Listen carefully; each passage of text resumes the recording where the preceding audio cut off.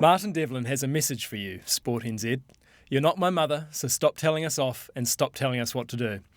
Martin, that's what you're writing about in this week's Playing the Ball, but what exactly are you talking about here? What I'm talking about is it's time. Now, you may know that particular phrase from the UFC because the ring announcer does that in a huge, big, loud voice before every single major fight.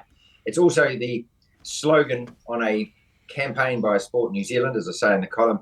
They've spent goodness knows how much, but when you see all the billboards around town and everything else, I suppose it's going to be in the hundreds of thousands, like every one of these things tends to cost.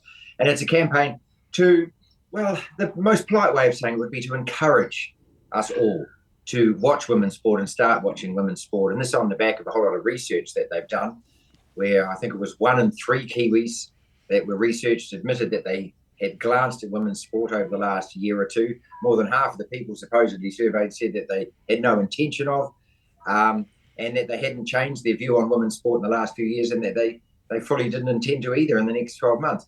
So what Sport New Zealand are doing, and I get really frustrated with a lot of things. I've done another couple of columns on this before, Hamish, and what frustrates me the most is that you've got academics and policy wonks and people sitting in government departments who are ticking their own personal KPI boxes, and they're commissioning research, and they're underdoing studies, and then they come out with these things, and none of it's real, and none of it is very practical, and also none of it achieves any results, I don't think, apart from looking good on their own personal performance reviews.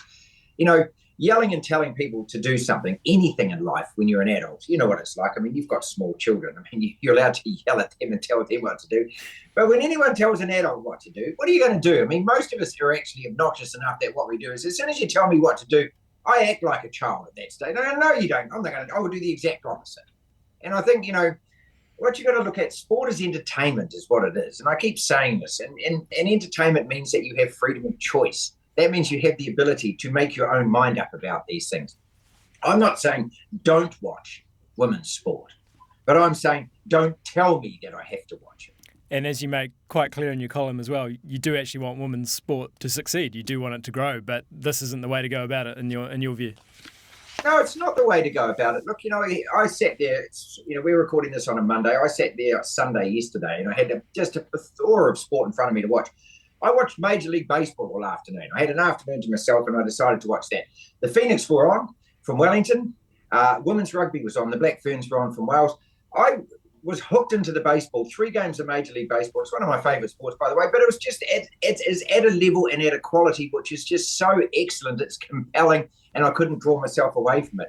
What, does that now make me a misogynist and make me disloyal and hate local sport, does it? Well, if that's what you want to label me, go ahead and throw your silly little labels. I don't care. But as a consumer, I made a consumer choice yesterday. I think there are certain aspects to what Sport New Zealand are trying to do. I can see, but I just don't think spending money and wasting money like this is actually the way to do it.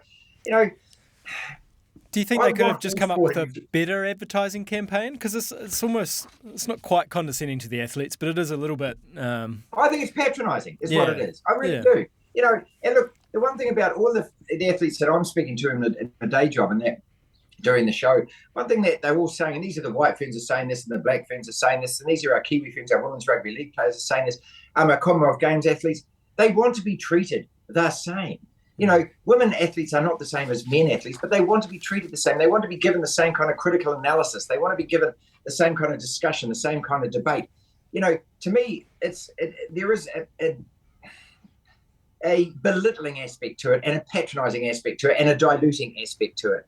All good intentions and all of that, but we're not encouraging people to go along and spend at the school fair here. I mean, that's the kind of, I feel that that's the kind of mentality that they're kind of trying to draw on, trying to make you guilty or feel guilty in some way if you aren't, or that you aren't supporting it if you decide not to watch it. You were going to go to the Wales Black Ferns game yourself, and you're going to take your kids. Unfortunately, that didn't happen. A little girl got sick or something.